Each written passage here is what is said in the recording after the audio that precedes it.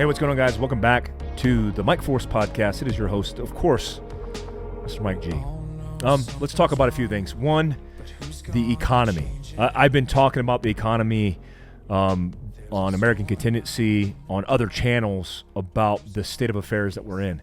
It's not looking good. I mean, we're in a conundrum, a very down cycle. The markets are being affected. It's not good today. In fact, let me check the current markets. Most markets are down across the board, and that is likely going to be the case for an indefinite period of time. One of the things that are concerning that I saw recently is we have forgiven the debts, or we're going to forgive the debts of millions of Americans in the range of $10,000 to $20,000 for their student loans, which is a $50 billion cycle. That puts us into debt even more, as we're $71 trillion in debt. How are we going to pay for this? No one knows. There actually hasn't been a response from the White House on how we're going to pay for this. $40 billion for Ukraine, $50 billion in student loans and student debt. Like, we're spending more when we need to be spending less. And so it puts a lot of Americans in an uneasy situation, especially if they don't have resilience or variation, let's call it variation, built into their portfolios. So let me give you an example of what I mean by variation. Some of the things I started doing recently on social media is the concept of bartering. I did a few deployments in Northern Africa on the Mediterranean that is known for the trade and the merchant trade area of bartering and negotiating. That's how they evolved. I mean, they're a merchant culture. I actually went to a conference with the State Department once where we were talking about getting rid of corruption in Libya to evolve commerce, evolve business. Like, corruption is part of their whole entire culture. Like, the corruption that we think about isn't the corruption that they actually follow through with. Sometimes it's a lot more reckless than that. But it's negotiating through deals, paying people off. That's normal stuff in those countries. Why is bartering important? Well, in a culture where we don't understand how to barter, it's important, especially for things that you need, necessities, not just, I'm talking about commodities, valuable things that you need for the future. Your electric guitar, not very valuable, and I don't know, maybe that's the wrong thing to use, because it could be used as a form of entertainment and become a commodity in the future. Let's just take the dollar value. The actual dollar is decreasing in its overall value. And what happens to a state, what happens to a country that doesn't have any more value in its dollar? It happened in the fall of Iraq. It happened in the fall of Libya and Afghanistan. When these countries fall, the current currency is no longer valid or of use. But things that are worth commodity value, like gold, like silver, like vehicles, like motorcycles, like security, like guns, like ammo, those things now are very important. But I would venture to say that if you're trying to diversify your portfolio and finances, that you shouldn't keep all of your money, all of your eggs in one basket. You should diversify. So diversification, for example, to me looks like, man, a Porsche 911 when I bought it seemed like a stupid idea to many. You're paying $20,000 for that air-cooled Porsche, but I understood the antique collector car market. If you buy a Honda off the lot, brand new, it's going to depreciate when you leave the lot. But a antique vehicle typically goes up in value. Now, a lot of the market is flat, but if you look at air-cooled Porsches, for example, which I have several, they were great investments. Like, people think I'm rich because I got a Porsche. My Porsche cost me $20,000 that when I paid for it through a loan in USAA in Colorado. Now that Porsche today, 2 years later, in the specific Porsche, a 1980 Super Carrera, a Targa, which isn't the most desirable Porsche, is worth about $60,000 to $80,000 in the open market currently. I think $60,000 probably as a minimum, and $80,000 depending on what I did, the provenance behind the car itself. And so, wow, that's a good investment. That's better than a stock portfolio investment. But I also look at the future. Like, man, what do people need when, I don't know, let's call it crap hits the fan? Like, what do you need? Well, bullets, beans and bullets, guns, vehicles, gasoline, machines like chainsaws and, I don't know, weed eaters, all these different things that aren't looked at as valuable right now, but will be more valuable in the future. Especially if you're looking at a lifestyle of like self-reliance. Like, I don't want to depend on the institution, the government system. I want to be more self-reliant. What do I need to invest my money in? Well, if it's not making me money in the bank, which it's certainly not with our GDP, with our inability to grow and evolve as an economy, then I need to start diversifying against other things, like classic cars. Now, this isn't a pitch where you could blame me for going to your spouse and saying, hey, Mike said we need to invest in classic cars. You have to know and understand the market. Guns, though, great example of something that you can invest in now that will never depreciate, that will always maintain its value at a minimum, but will likely increase in value, especially as supplies dwindle. What I like to do is look at weapons that I grew up liking, like HKP7s. They're very sought after, so there's a collector's market, but they're very rare to get into, but they're also difficult to find. So if you find one, hold on to it. So I'm buying antique-ish firearms. I just bought a single-action Army Colt, for example. That's a newer model Colt, but it's a collector's edition of it that is not going to depreciate, only increase in value. Is it a good self-defense pistol? No, not really. The P7 is a better version of that. But why not invest in that? Because those are the things that are going to be commodities and more valuable with time. The whole bartering tactic is to get people understanding the exercise and being self-reliant, making your own thing, and then using that self-sustaining thing to barter to get other things that you like. So what I did was I had a whole bunch of 1 pound honey jars. These jars cost a couple bucks. There's a little bit of labor involved. And then the retail market value of at least of homesteading honey, high quality honey, is about $10 in retail per pound, per 16 ounces. So that $10, which is now worth about $15 after you bottle it, after you have the labor and the investment in it, is worth about $15. So what I did is I put it out, said, hey, I have 100 of these. I'm looking to barter. I had knives, guns, ammo, venison, backstraps, deer jerky, candles, organic like face stuff. What else? Preserves, chorizo, all these different things that are valuable in my freezer, valuable in my fridge, valuable stockpiled in my basement to allow me to have the things that I want. And what did I pay for them? Nothing. I mean, I paid the shipping cost, which is included in that $15. But it's an exercise in bartering because that's what good cultures are used to doing. And we might be at a point where maybe we need to get a little bit more invested in the idea of it and taking our valuable commodities and bartering with things, especially that we could source on our own property, and trade it out for things that we need or desire. I mean, it's the merchant culture that our civilization was founded in. So when it comes to chickens, for example, that produce a lot of eggs on my property, at least, we just pulled 15 eggs yesterday alone out of my hen house. That is things that I could use to trade with neighbors, to trade online. And it's the idea I want you to get used to in thinking about what you need to save, what you need to invest in diversifying your portfolio, and what you need to barter with. Like if you have a reloader and you get a lot of brass and you're used to reloading at a cheaper cost, well, instead of selling that outright, maybe trade at a higher value for something that you need. I think that's some of the exercises we could do, getting used to the potential collapse of the economy. I mean, people already say, economists already say, based on the stipulations of what a recession is, we're already there. But what does it look like, 2.5 years from now? It's only bound to get worse. We just need to come up with creative tactics to become self-reliant, not depend so much on the infrastructure, have diversified ways of making more income and more revenue, and then growing as a community. I know I'm downsizing. I'm downsizing a lot. I mean, not only in my business am I getting more efficient at trimming the fat and focusing on the things that we need to do, but I'm also doing that in my personal life because I have a lot of crap. I mean, I'm in the industry where in survival, mobility, overlanding, I get a lot of stuff.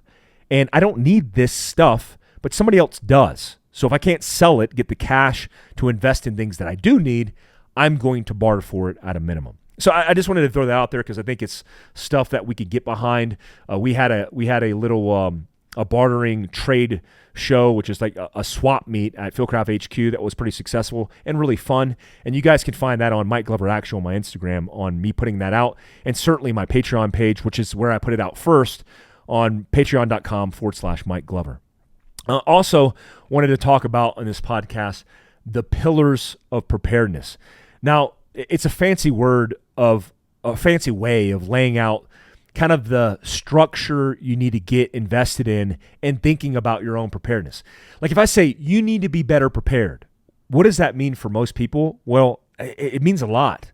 I mean, depending on your background, what you do for a living, your experience in life, it's going to determine like how far you take that, or even if you're doing it the right way. So I wanted to create the pillars of preparedness to kind of break down the tangible and intangible ways that we look at preparedness, the figurative way and the literal way that we look at preparedness. Because a lot of the things like, I don't know, situational awareness, it's not a tangible thing. Like certainly you could train to be more situationally aware, but it's not a thing that you can go out and buy and source.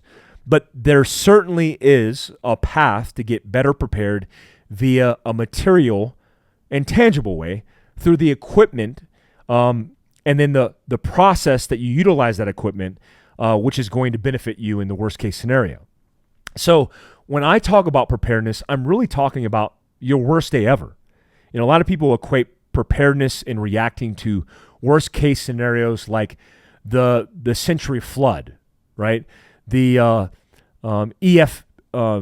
EMP attack, right? The electromagnetic pulse attack, the nuclear invasion, the Soviet invasion.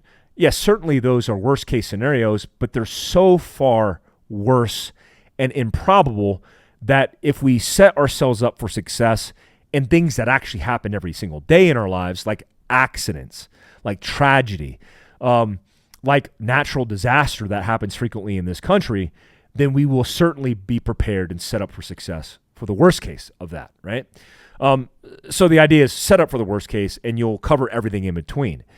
The first part of the figurative or the non-tangible thoughts of preparedness start with resilience, your mindset.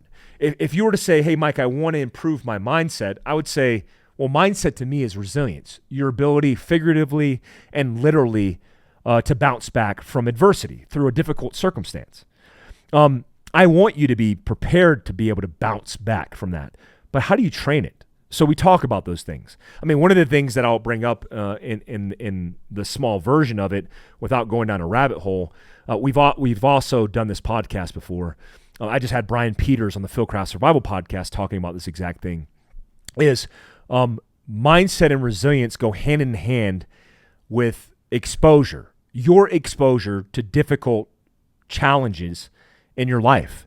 So let me give you an example.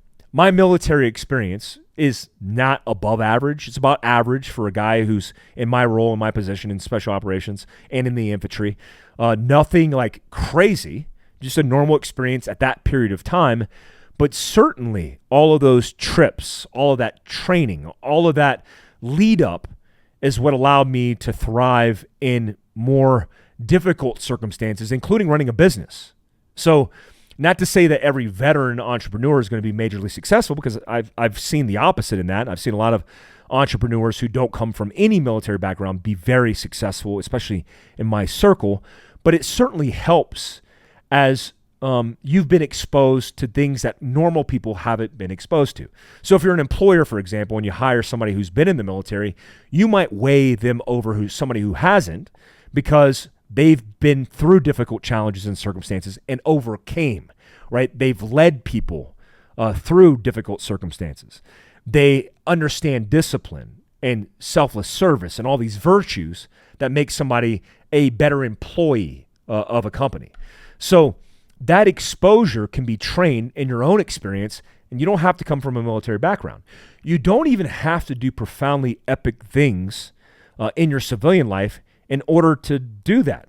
Like we're doing this 777, which is this trip that's being conducted by me, Andy Stumpf, Bob Keller of Gamut Solutions. I'm sorry, I mispronounced that. Let me make sure I get all of this right, because I actually want to plug these guys.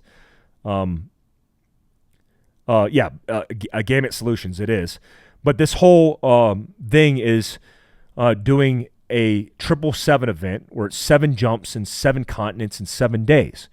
Like, why would anybody want to do that? Well, my personal incentive is it's really epic. I understand it's going to be epic because I'm doing epic things with amazing people, but it's also raising $7 million for nonprofits who help veterans and their families. Like, that's a big deal. So it's going to be 7 jumps, 7 continents, 7 days to raise $7 million for veteran nonprofits and their families, and I'm proud to be a member of that. Mr.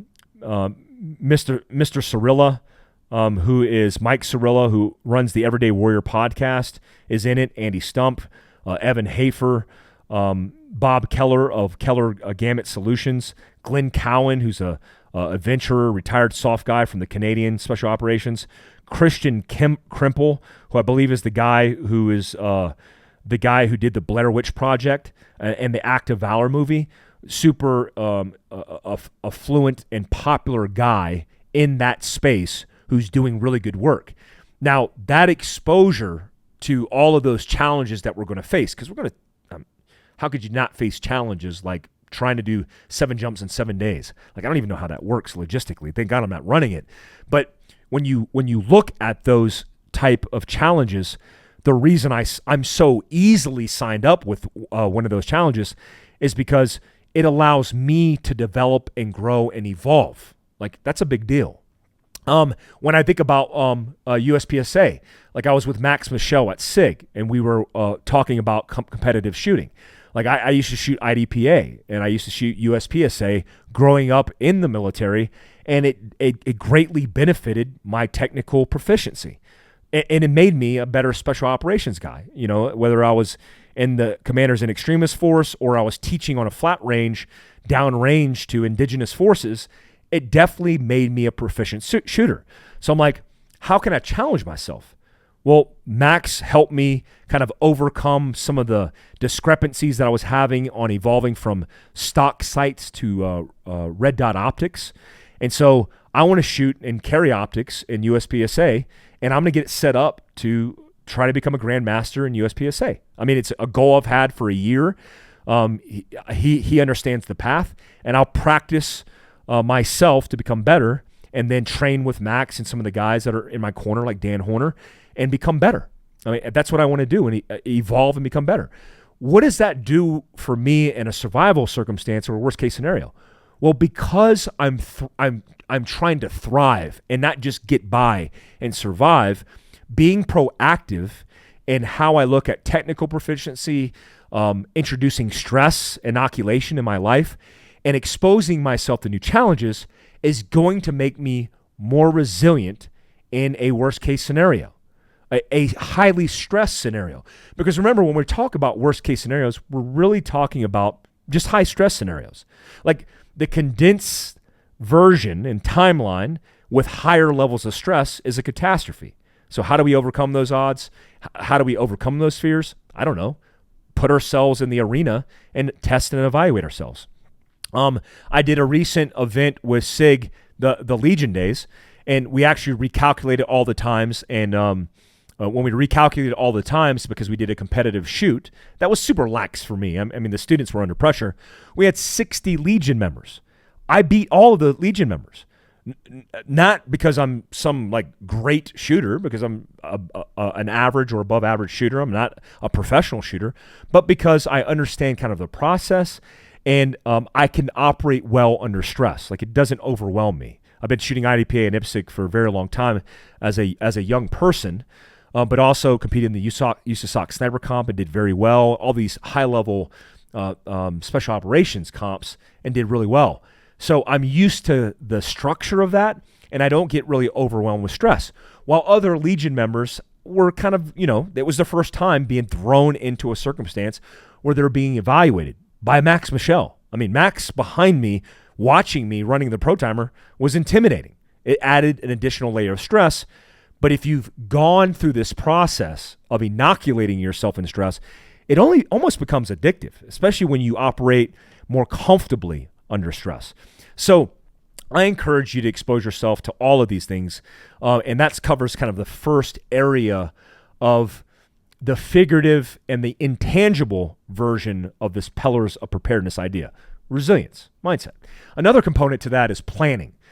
A lot of people don't understand the process of planning because, man, I'll be honest, if I didn't go to Ranger School at a young age, if I didn't learn the military decision-making process in Robin Sage and in special operations training, if I didn't have good squad leaders and team leaders in the infantry who taught me how to plan through a very simple process called the 5-paragraph operations order, I don't know if I could plan a business plan because I wouldn't know the start point.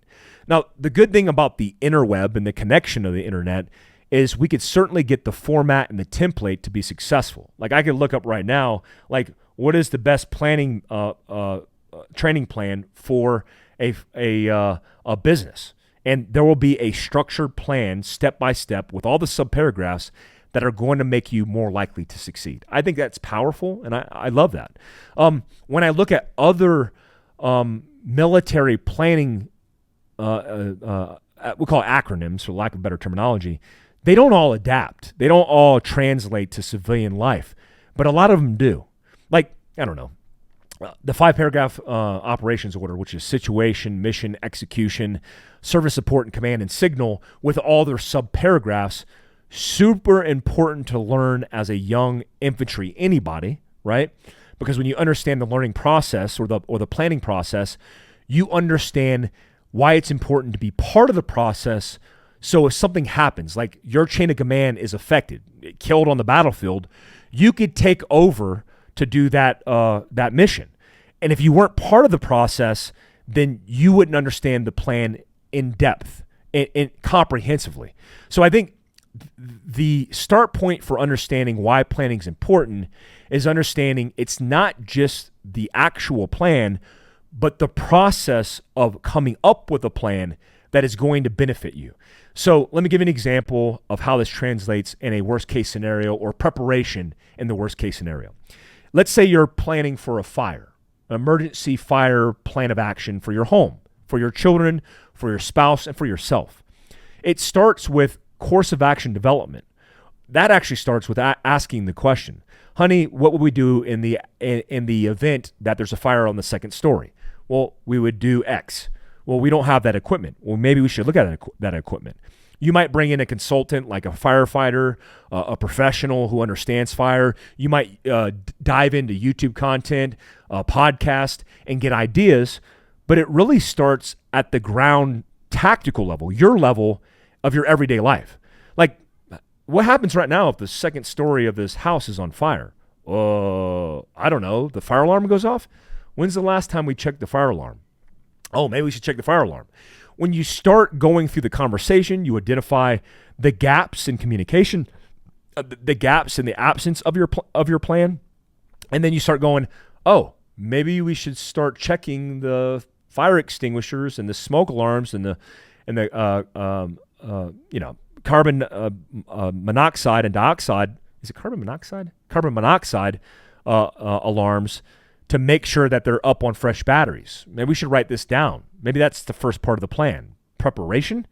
And then we should come up with a plan, an actual plan. Like, what do you do in the middle of the night when this goes wrong?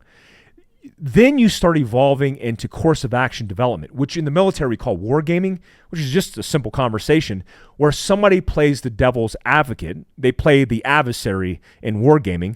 But you say, well, I would go upstairs and then I would get the kids. Well, what if the fire was in front of the door of the room? Well, I would run through the fire. Honey, that's not realistic. Are you standing? Yes. Why would I not be standing? Well, if you're standing, you're more, according to the expert that I listened to, you're more likely to get smoke inhalation, which kills most people in fires. Not the actual flame, but the smoke inhalation. Maybe I should get close to the ground. Oh, yeah. So if you're close to the ground, how are you going to access the room? Oh, maybe I should have a fire extinguisher downstairs as well, just in case I have to run upstairs. Oh, that's a good idea. So as we start evolving the course of action development, I start refining the best practice for the best execution of my plan. Because there's a whole bunch of enablers, a whole bunch of equipment, a whole bunch of tangible things that I can include this plan that is going to benefit me to when I'm physically maneuvering through the house, I got the advantages that I need and no disadvantages, right? I want to get rid of the disadvantages and make it more advantageous. That's an example of how planning should work. Now, there are more robust planning options for you, like the military decision-making process called MDNP, which you can look up. The last acronym I want to give you in all of your planning is called PACE, Primary, Alternate, Contingency, and Emergency. Why would that be important? Well, I don't know. If you're coming up with a plan for that plan to go wrong right out the gate, right? It's why we do contingency planning in the first place. It's why we have a primary, alternate, contingency, and emergency plan for everything. Because Murphy's Law, the first plan out of the gate is going to fail, and we're going to have to flex and change. If you haven't planned for that change, figuratively, like talking through it, but also literally in providing the service and support to make that plan come to fruition, then you have not a reliable plan, right? This has happened in many cases in special operations, examples and case studies. A good book written by McChrystal when he was in graduate school, which talks about special operations plans gone wrong and why they failed. It's important to look at why things fail in the first place, but it's also important that we understand if we plan for a contingency, we are going to be better set up for success and being more resilient in our actions via the plan, okay? And I know I'm glazing the surface here, but I just want to give you kind of the high-level thoughts and ideas behind the pillars and then dig a little bit further down in the weeds, which we will do most certainly in the future. The second thing when I think about planning, outside of planning, I also want to think about situational awareness. Now, often situational awareness is neglected. Like a lot of people talk about the gunfight. Like here are the tactics behind gunfighting. And we teach self-protection and self-defense, but they're not offensive tactics in that I'm not looking for the trouble. I'm not advancing towards the unknown circumstance looking for the gunfight. What happens when I have to protect myself in the worst case scenario and I have to use deadly force? That's the scenario. But how did I get in that scenario in the first place? Because if I had self-awareness tactics that allow me to be situationally aware and understand what's happening and changing in the environment, I could have avoided the gunfight in the first place. Like when somebody says, here's a scenario. You're at a gas station at 2 a.m, and we use that self-protection scenario. Like the first question would be, why are you in a gas station at 2 a.m. in the first place? Like you should be in bed. Most self-defense actions, by the way, most police shootings, by the way, happen at night, statistically. So why are you up in the first place? Well, yeah, I have to get up because I work a reverse cycle and I have to get gas because I'm out of gas. Okay, now we're moving through some things. Situational awareness is basically maintaining conscious focus in a environment, right? A lot of times when we go through scripts and routines, right? The script is the behavior that we've modeled to make our lives more efficient. Like driving. We disconnect from our consciousness and do you remember the drive this morning on your commute? Likely not, because you were going automatically through the motions because you do it all the time. It's like brushing your teeth. Do you remember each angle that your toothbrush was touching your mouth? Or were you multitasking? Were you brushing your teeth and then reading the news? Were you brushing your teeth and in the shower? A lot of the things that we do in the scripts of behavior and when we execute them make our life more efficient, but make us less likely to be tuned in consciously to our situation around us, our environment around us. And that's where we're most exploitable. It's why, bad guys exploit people at ATM machines when their backs turned. Or bad guys come up to people and steal their cars when they're at the gas station. Because the routine, the pattern of that particular action is very routine, well known, and you're most likely vulnerable because you're not paying attention. So situational awareness is paying attention. It's being conscious of things that you're doing. I don't know, like you get out of your vehicle in a foreign environment, and when you unlock your doors and go to get out of your vehicle, do you look in all your mirrors? If you looked at your center mirror, your side mirrors, before you got out, and I don't know, you might have saw the car that was going to rear end you. You might have saw the bad guy walking up to you. And you could maintain situational awareness by being focused on a protocol of behavior that keeps you tuned in. Like people ask me all the time, like, isn't that paranoid? Isn't that paranoia when you have to do things like this to maintain situational awareness? I don't think so. I think it's actually the opposite, because when you're confident going into specific environments that are changing, that you do something deliberate and then you go into it knowing you scan your sector. You look left and right before you cross the road. I mean, it's the reason why we do conscious things to mitigate the risk to yourself.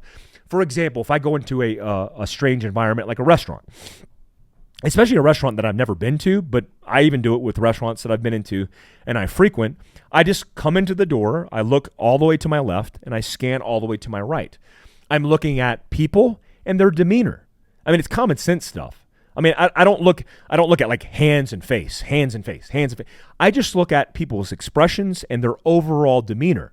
Because if you look into a restaurant and over to the right, there's a domestic dispute unraveling. Well, I'm not going to want to maybe potentially sit on that side of the restaurant, or I might go, honey, let's just leave, because I'm being situationally aware. Now, situational awareness without a plan of action isn't a good tactic, because a lot of times you'll have conscious situational awareness, but then if you're confronted or if something comes up, what do you do next? The most likely way to get out of and avoid a bad situation is separating yourself physically from that environment. Let's say you go in the restaurant, you see a problem. There's a domestic potential dispute. You're with your wife and kids. You decide to go ahead and leave. You're increasing the statistical probability of you being a victim or being confronted and being a victim with that situation that potentially is going to go bad. Now, will you know about it? I don't know. It's hard to get checks and balances in life where you walk away from the situation where there's a fight, there's a disaster happening, and then you turn and walk away or run away or drive away, and then you read about it later in the news, or you don't, right? You don't know. That's the hard thing here. There's no check and balance on it. So you can't get that affirmation like, I did the right thing. But you might just be doing the right thing if you're focused, situationally aware, and then you have a plan of action. Hey, those don't sound like fireworks to me. Those sound like gunshots. I have my family with me. I'm breaking contact, right? So be situationally aware. There's courses for this. There's a lot of guys in the industry who are teaching great courses on situational awareness. It's not our expertise. I do a small segment and block on it based on my personal experiences, but definitely something that you can improve on academically and then in a training setting with instructors, with experts.